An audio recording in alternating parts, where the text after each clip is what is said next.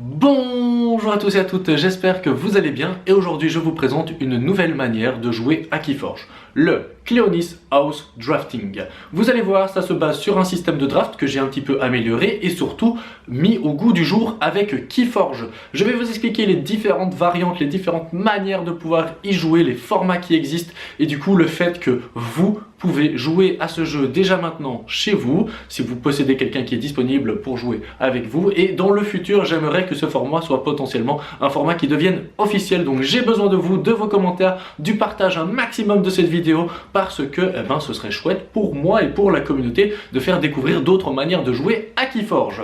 Alors, comment est-ce que ça va fonctionner? Sachez que, de nouveau, je le répète, mais il y a plein de formats, donc soyez bien attentifs, il y en a un qui vous correspond, ça c'est sûr et certain. Mais vous avez besoin de quoi? Vous avez besoin de decks Keyforge. Jusque-là, vous allez me dire, ça paraît assez logique. D'une seule extension, de 3 extensions différentes, c'est pour ça que je vous ai les pris pour un petit peu vous les montrer. Vous allez les ouvrir et ensuite vous obtenez du coup des decks habituels de Keyforge. Là, pour la phase de préparation, vous allez devoir séparer chacun de ces decks en paquets de maisons. Et c'est là tout le concept du draft, vous allez voir dans la suite de cette vidéo. Donc vous séparez en paquets de maisons. Jusque-là, c'est facile. Vous avez besoin de 3 decks et donc 3 fois 3 paquets de maisons qu'il y a dans chacun des decks vous donnera un total de 9. Bravo, vous savez compter. Alors ensuite, qu'est-ce que vous allez faire avec ces 9 paquets là? Vous allez les mélanger parmi tous les autres paquets des autres joueurs présents parce que c'est un jeu et un concept qui peut se jouer à 2 joueurs comme à beaucoup plus pour faire la phase de draft, et c'est ça qui est vraiment très cool aussi. Et ensuite justement, cette phase de draft, comment elle va se passer? Vous allez prendre 9 paquets de maisons dans votre main. On va considérer que vous avez une main de paquets de maisons, donc de paquets de 12 cartes. J'aime bien préciser le truc.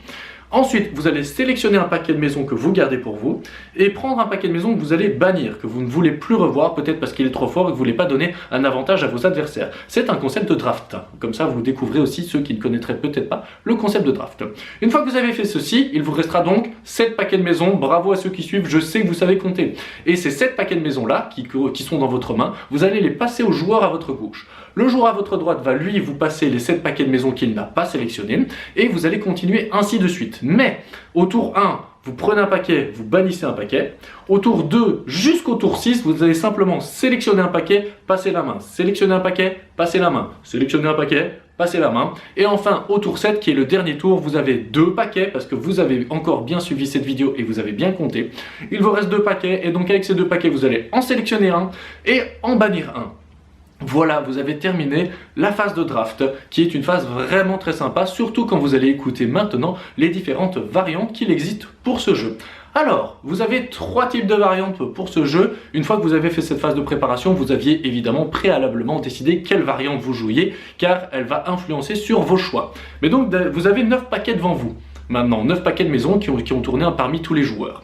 Ce qui se passe maintenant, vous avez 3 choix. Premier choix, la variante, le mode classique. La variante classique est extrêmement simple. Sur les 9 paquets que vous avez, vous en choisissez 3.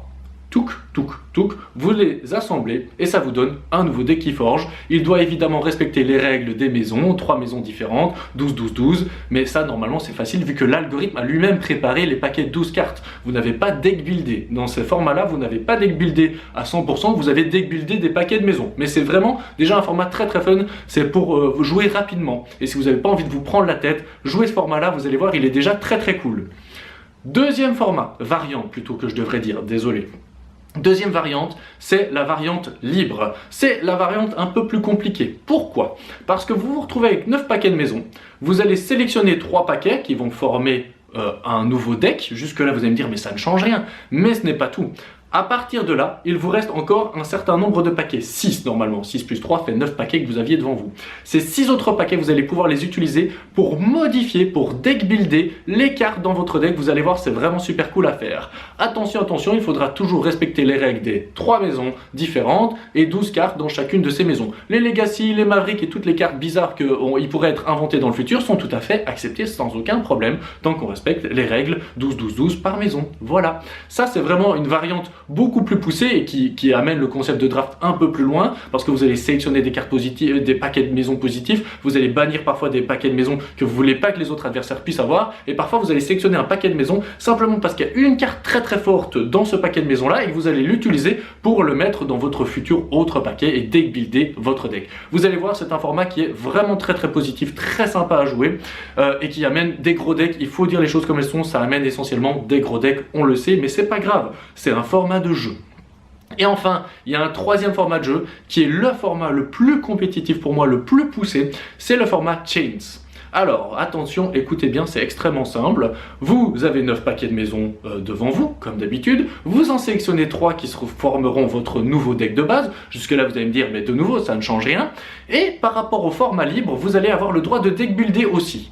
Jusque-là, ça ne change rien par rapport au format libre. Mais là est toute l'intelligence, c'est qu'à présent, chacune des cartes que vous allez prendre et que vous allez changer dans votre nouveau deck que vous avez créé va vous coûter un Chains. Vous devez toujours respecter les règles des 12-12-12, des 3 maisons différentes, Legacy, Maverick, etc. sont toujours acceptées. Mais donc chacune des cartes que vous allez modifier dans ce nouveau deck de base que vous avez créé va vous faire prendre une Chains pour votre future partie. Mais ça fonctionne aussi pour vos adversaires qui sont en train de deck builder leur deck. Donc ça rééquilibre les decks et ça permet d'éviter de créer des decks trop forts. C'est vraiment le format le plus compétitif.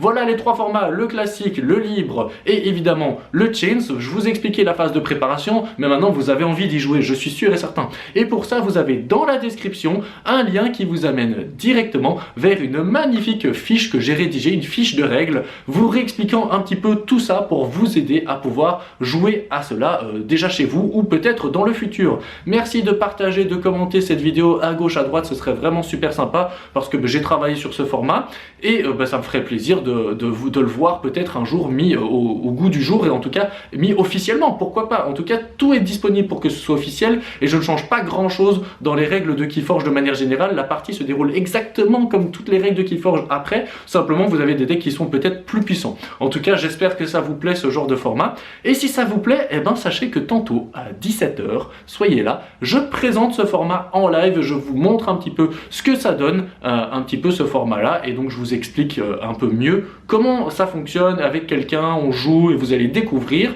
et vous allez aussi pouvoir voter sur quel format vous voulez voir, le classique, le libre ou eh bien le Chains. Vous allez pouvoir décider ça tantôt en live à 17 h. Je serai sur YouTube et sur Twitch. À vous de décider où est-ce que vous avez envie de nous retrouver. De nouveau, merci pour cette vidéo. J'espère qu'elle vous aura plu. Mettez plein de commentaires pour me dire ce que vous en pensez et faites remonter ça peut-être à Asmodée, à FFG qui un jour le rendra potentiellement officiel, le Cleonis House Drafting. J'espère que ça vous aura plu. Et sur ces belles paroles, je vais vous souhaiter de forger vos 3 clés rapidement. Bisous, bye bye!